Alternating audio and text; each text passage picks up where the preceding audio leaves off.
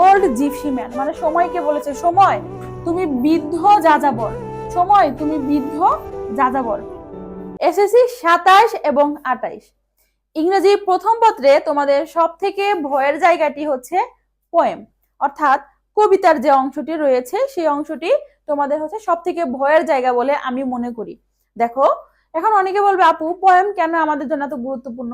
কারণ হচ্ছে এখন তোমাদের নতুন সিলেবাস অনুযায়ী পোয়েম থেকে সরাসরি আমাদের কোয়েশ্চেন আনসার করতে হয়, যেখানে আমাদের 8টা কোয়েশ্চেন থেকে 5টা কোয়েশ্চেনের আনসার করতে হয়, এবং আমাদের যে 8টা কোয়েশ্চেন থাকবে সেটা নির্দিষ্ট কোনো পোয়েম থেকে থাকবে না। আমাদের ইংলিশ ফার্স্ট পেপার বইয়ে টোটাল যে কয়েকটি কবিতা রয়েছে সবগুলো কবিতা মিলে আমাদের কিন্তু 8টা কোয়েশ্চেন হয়ে থাকে, যেখানে আমাদের থেকে কয়টা 5টা কোয়েশ্চেন আনসার করতে হয়, এন্ড দেন এখানে আমাদের 10 নাম্বার কিন্তু ক্যারি করছে।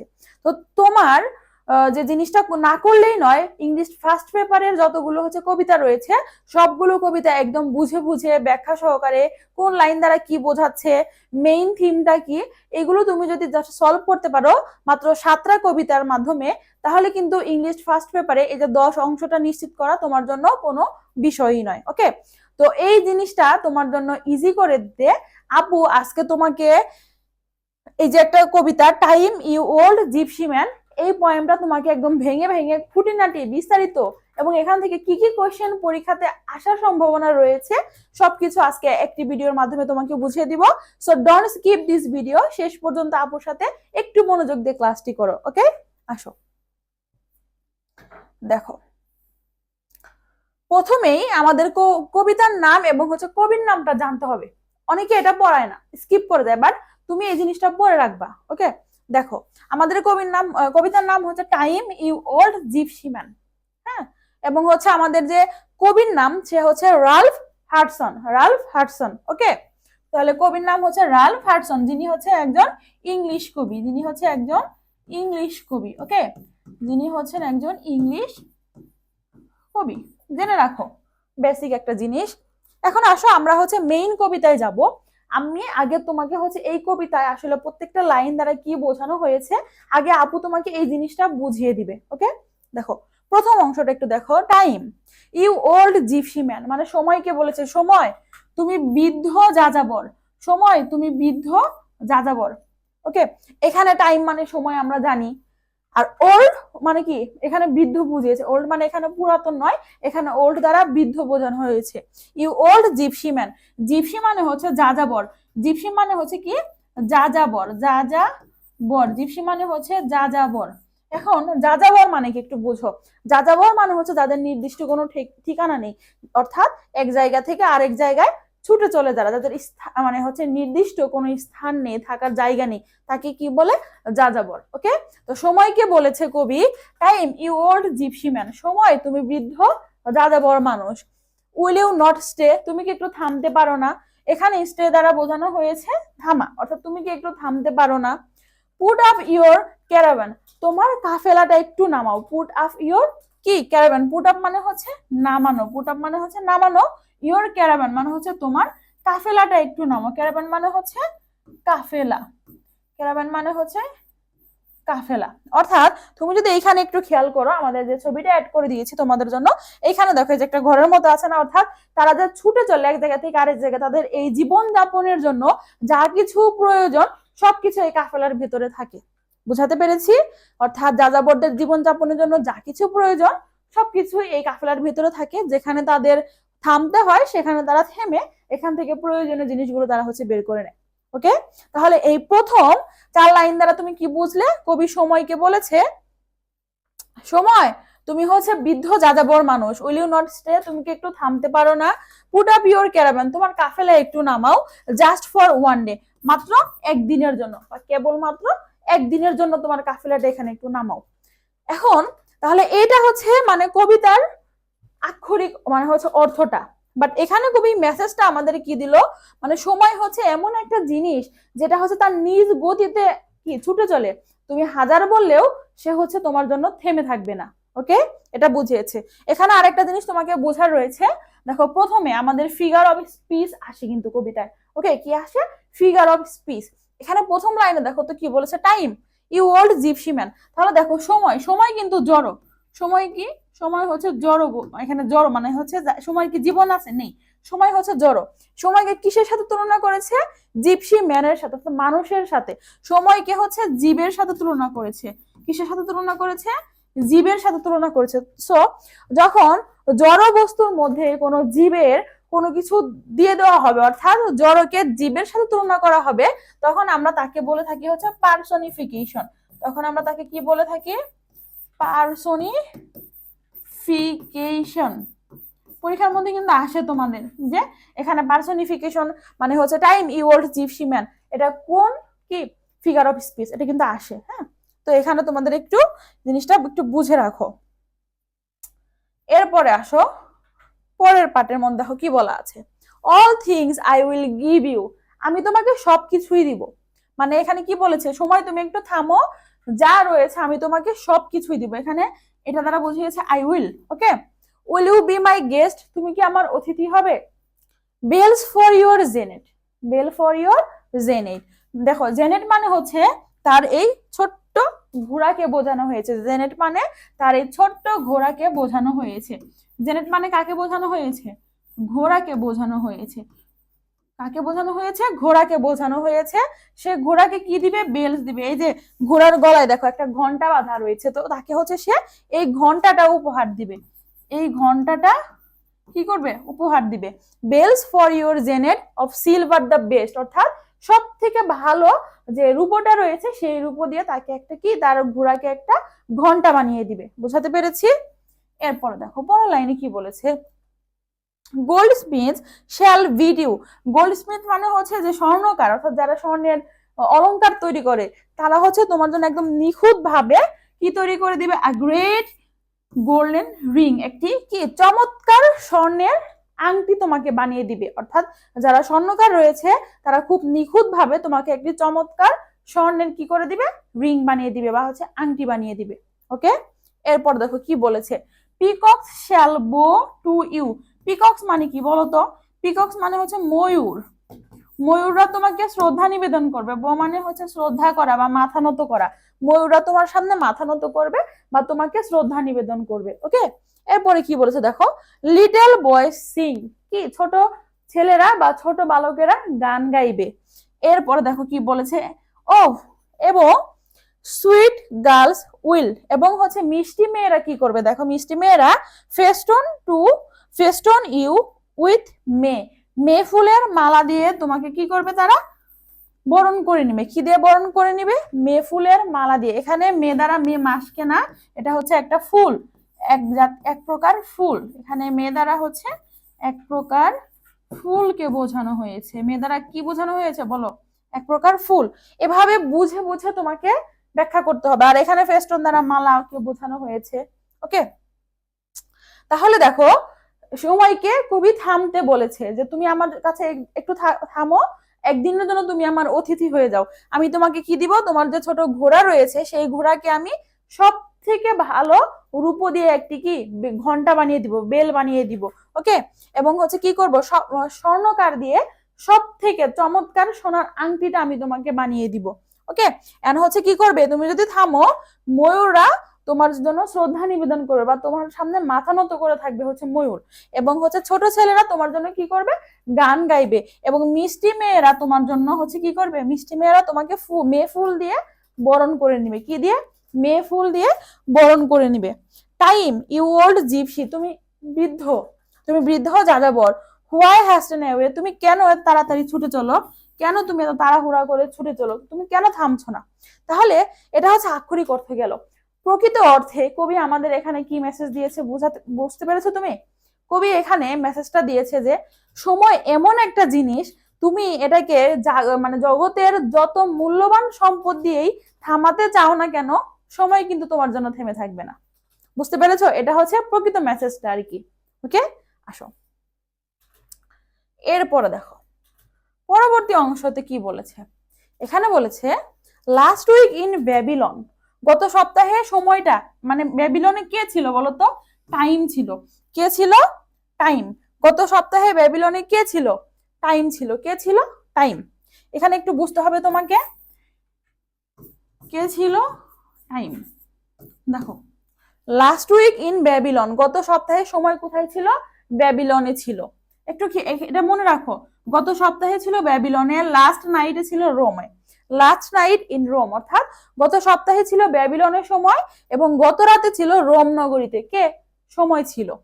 Morning and in the crush, এবং সকালেই সে একদম ভিড়ের মধ্যে ছিল।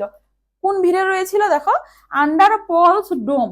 এখানে পলস ডোম দ্বারা সেন্ট পলের একটা হচ্ছে মানে হচ্ছে যারা খ্রিস্টান রয়েছে ওনাদের যে গির্জা রয়েছে, মানে গির্জার যে প্রধান থাকে তাকে হচ্ছে এখানে পলস বলা হয়েছে।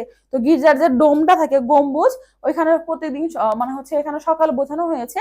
সকালে মানুষজন সেখানে প্রার্থনা করতে যায়, একটা কি ক্রাউড তৈরি হয়, মানে হচ্ছে ভিড় তৈরি হয়। সেই ভিড়ের মাঝখানে সময় ছিল সকালবেলায়। হ্যাঁ, এরপরে কোথায় ছিল? আন্ডার পলস ডায়াল, অর্থাৎ এই যে গম্বুজটা থাকে, এই গম্বুজের দেয়ালে দেখবা খ্রিস্টানদের একটা ঘড়ি থাকে, ওই ঘড়ির মধ্যে ছিল সকালবেলায়। এখানে ডায়াল দ্বারা বোঝানো হয়েছে ঘড়ির কাঁটা। ডায়াল দ্বারা কি বোঝানো হয়েছে? ঘড়ির কাঁটাকে। ডায়াল দ্বারা কি বোঝানো হয়েছে?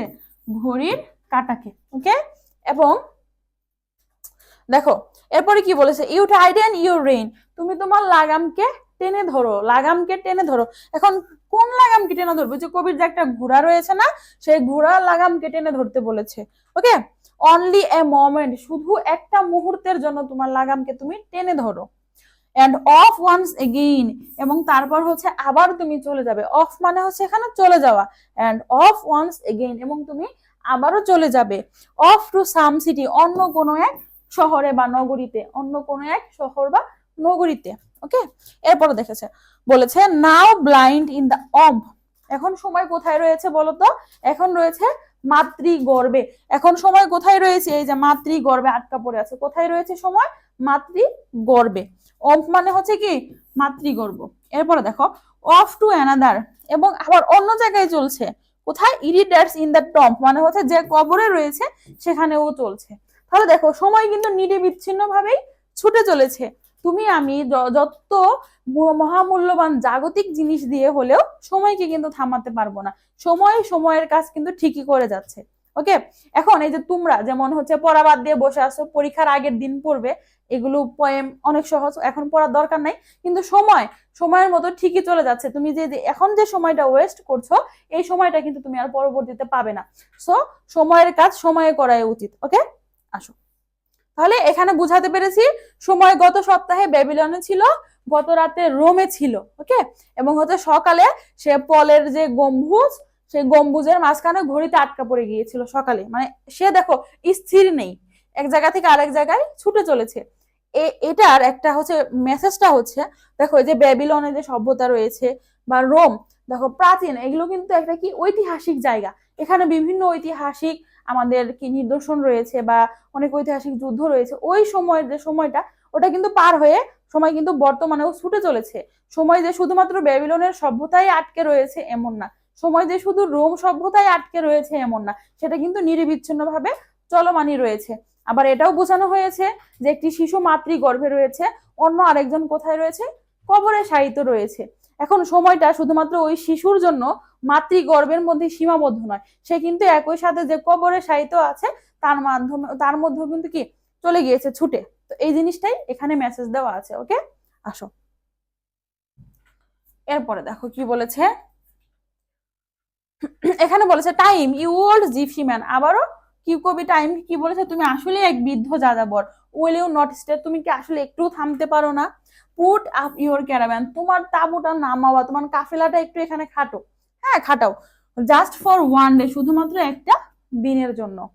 দেখেছো, মানে যে পুরো মেসেজ, মানে পুরো কবিতা দ্বারা কবি একটাই মেসেজ দিয়েছে যে আসলে সময় হচ্ছে এমন একটা জিনিস যেটা মানে দুনিয়ার কোনো কিছু দ্বারাই আটকে রাখা যায় না। ওকে, তাহলে দেখো আমি তো তোমাকে মুখে মুখে বলে বুঝিয়েই দিলাম, এখন তুমি যদি নিজে নিজে বাসায় আরো পড়তে চাও, এই যে আমি এখানে আবার বাংলাটাও করে দিয়েছি, তুমি নিজে নিজে চাইলেও এটা পড়ে নিতে পারবে এখান থেকে দেখে দেখে। ওকে, এখন কথা হচ্ছে আপু তাহলে আমি এটা কিভাবে পাবো?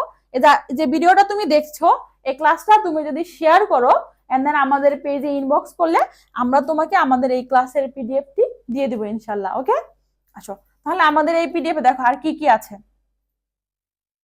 তোমাদের জন্য। আমরা এখানে প্রত্যেকটা লাইন থেকে যেভাবে কোয়েশ্চেন হতে পারে বা তোমার এক্সামে যেভাবে কোয়েশ্চেন আসতে পারে ওগুলো ব্যাখ্যা করে দিয়েছি। দেখো এখানে দেখো, time you old gypsy man will you not stay, put up your caravan just for one day. এই 4টা লাইন দ্বারা কি বুঝিয়েছে তোমাকে সুন্দর মতো এখানে বাংলা করে দেওয়া আছে। ওকে, তো এইভাবে আমরা প্রত্যেকটা কি স্ট্যাঞ্জায় তোমার জন্য ব্যাখ্যা করেছি, অর্থাৎ কোন পার্ট দ্বারা কি বোঝানো হয়েছে এটা তুমি যাতে সহজে বুঝতে পারো এর জন্য একদম পার্ট করে তোমার জন্য দেওয়া আছে, আবার প্রত্যেকটা লাইনও তোমার জন্য ব্যাখ্যা করে দেওয়া রয়েছে। ওকে, এরপরে দেখো পরবর্তী পার্টে তোমাদের জন্য রয়েছে, দেখো যাতে এটা তো অনেক বড় একটা কবিতা, পুরো কবিতাটা তোমার পক্ষে তো মুখস্থ করা সম্ভব নয়, তাই না? তো আসলে কবিতার মেইন যে পয়েন্ট গুলো রয়েছে তুমি যদি জাস্ট এই কিওয়ার্ড গুলো মনে রাখতে পারো, ইনশাল্লাহ পুরো কবিতাটা কিন্তু তোমার মেমোরাইজ হয়ে যাবে বা হচ্ছে মনে পড়ে যাবে।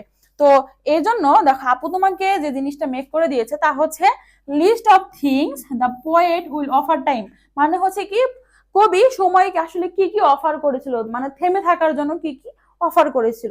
এখন অনেকে বলবো আপু এইটুকু হবে, হবে কারণ কি প্রথম স্ট্যান্ডা এবং লাস্টের স্ট্যান্ডাটা সেম, মানে এখানে কবি সময়কে কি বলেছে, ওল্ড জিপসি ম্যান বলেছে, যা যাবো আর তুমি একটু থামো, একদিনের জন্য থামো, তুমি কেন ছুটে চলছো, তুমি কি থামতে পারো না? এবং মাঝখানে সে হচ্ছে কি করেছে, তার হচ্ছে সময়কে বিভিন্ন কিছু দ্বারা অফার করেছে। তো এই অফার গুলো মিলিয়ে হচ্ছে মূলত পুরো কবিতাটা কিন্তু শেষ হয়ে গিয়েছে।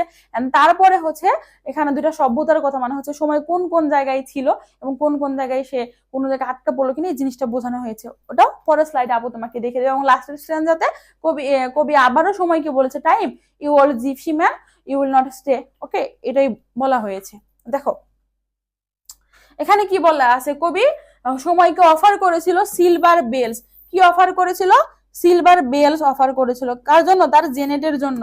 দেখো the best quality silver bells for times little horse, little horse কে, জেনেট, লিটল হর্স হচ্ছে জেনেট, মানে হচ্ছে এই কবির ঘোড়ার নাম এখানে সময়ের। ওকে, গোল্ডেন রিং অফার করেছিল, a beautiful gold ring crafted by the goldsmiths to fit times finger, যাদের সেটা সময়ের। এখানে তো এটা রূপক অর্থে বলেছে, আসলে তো কবি কথাগুলো কাকে বলেছে বলতো, সময়কে বলেছে, যাতে সময়ের আঙুলে ঠিক মতো বসে যায়।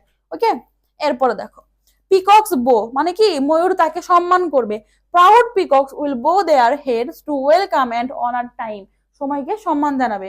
এরপরে বলেছে হচ্ছে boys songs, little boys will sing sweet songs to entertain him, him দ্বারা কাকে বোঝানো হয়েছে বলতো, হিম দ্বারা টাইমকে বোঝানো হয়েছে, কাকে বোঝানো হয়েছে, টাইমকে বোঝানো হয়েছে।